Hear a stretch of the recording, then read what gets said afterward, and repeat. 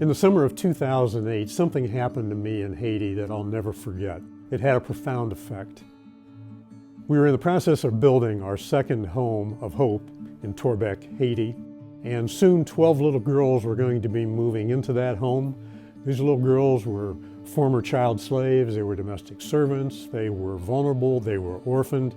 Their moms and dads either had disappeared or had passed away, and they were in dire straits. And so we were in the process then of interviewing 24 little girls. These little girls had come from some of the poorest of the poor. But I remember one in particular. Her name was Jesulah. She was 9 years old, and she was brought to the interview side by her grandma. I asked Grandma what had happened to Jesulah's parents, and she said that Jesulah's mother had passed away when Jesulah was 2 years old, and then her father disappeared. So Grandma said I had to take care of her, and she says, I can't do that anymore. I'm getting old. I'm going to have to give her to someone else. In Haiti, when a child is given to someone else, that child ultimately becomes a child slave, a domestic servant. They are abused, they are hurt, they are damaged. And I looked at little Jesulah, who had red hair, she had a distended stomach, she was malnourished, and I knew that her situation was dire. I asked Grandma, how's Jesulah's health?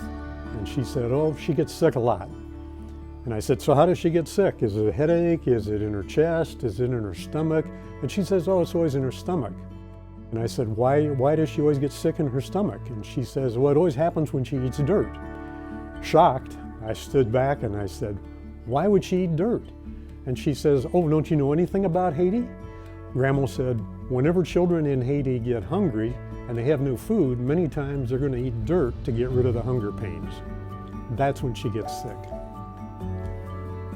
It had a profound effect on me.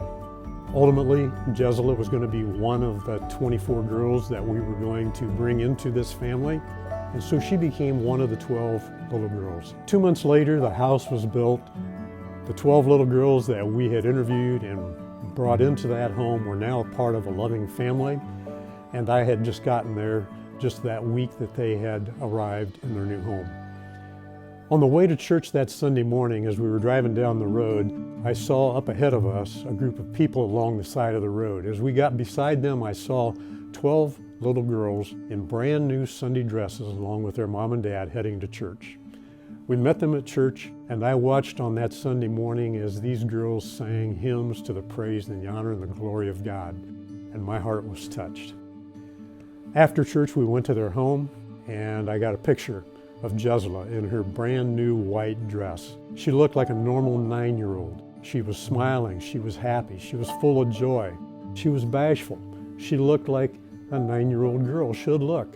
And I thought about the profound difference between where she had been and where she was now at. I thought about Jesus and what we read in John chapter 6, verse 35, where he said, I am the bread of life. If anyone follows after me, he'll never hunger. And I thought about Jesulah and the hunger that she had, that was a physical hunger, knowing that as a Restavec, as a child slave, she'd probably never have the opportunity to hear the gospel message. But here she was, already 1 week into her new family, hearing the gospel message of salvation. That truly is a beautiful thing. Today, Jesulah is a high school graduate as well as an LSM Tech graduate. But most importantly, she's a converted, born-again believer who truly knows what it's like to have hunger taken care of by the gospel of Jesus Christ.